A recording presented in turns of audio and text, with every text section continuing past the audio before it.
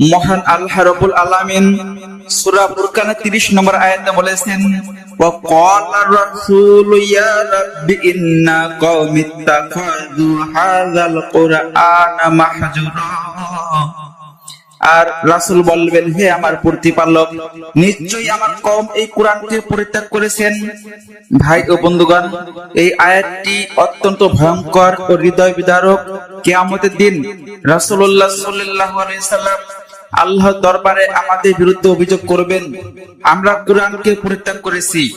ভাবুন একবার ভাই ও বন্ধুগণ, যার জন্য তিনি জীবন দিয়েছেন, নির্যাতিত হয়েছেন, রক্ত ঝরিয়েছেন, আজ সেই রাসূলুল্লাহ সাল্লাল্লাহু আলাইহি সাল্লাম যদি আমাদের বিরুদ্ধে নালিশ করেন, তাহলে আমাদের অবস্থা কি হবে? ভাই ও বন্ধুগণ, কোরআন পরিত্যাগ করা বলতে কি বোঝানো হয়েছে এবার লক্ষ্য করে শুনুন। মুফাসসিরগণ ইবনে কাসির রাহমাতুল্লাহি বলেছেন, কোরআন পরিত্যাগ করা মানে শুধু কোরআন না পড়া নয়, বরং 5টি বড় অপরাধ বোঝানো হয়েছে। আপনারা কি এই 5টি জিনিস জানতে চান? তাহলে মনোযোগ দিয়ে শুনুন। 1 নম্বরে কোরআন পড়া ছেড়ে দেওয়া। অনেকের ঘরে কোরআন আছে, কিন্তু তাকের উপরে ঝুলের নিচে মাস মাস বছর যায়, কোরআন খোলা হয় না। এটাই প্রথম হিজরান বা পরিত্যাগ। 2 নম্বরে কোরআন বোঝার চেষ্টা না করা। শুধু তেলাওয়াত করলে দায়িত্ব শেষ না। মহান আল্লাহ রাব্বুল আলামিন বলেছেন, তারা কি কোরআন নিয়ে চিন্তা করে না? সূরা মুহাম্মদ আয়াত নম্বর 24। বোঝার চেষ্টা না করাও কোরআন পরিত্যাগ। 3 নম্বরে কোরআন অনুযায়ী আমল না করা।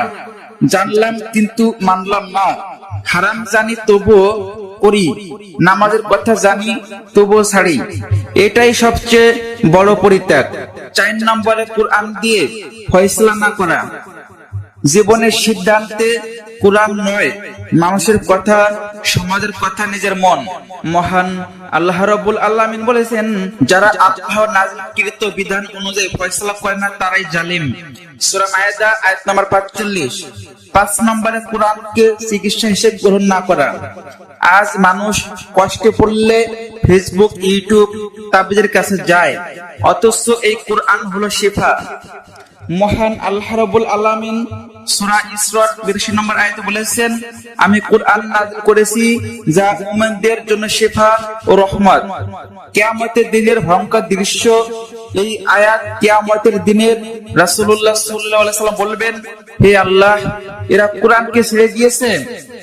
সেদিন আর ওজর চলবে না। মোবাইল ছিল, সময় ছিল, কিন্তু কোরআনের জন্য সময় ছিল না। কি দুঃখের বিষয়, হায় আফসোস।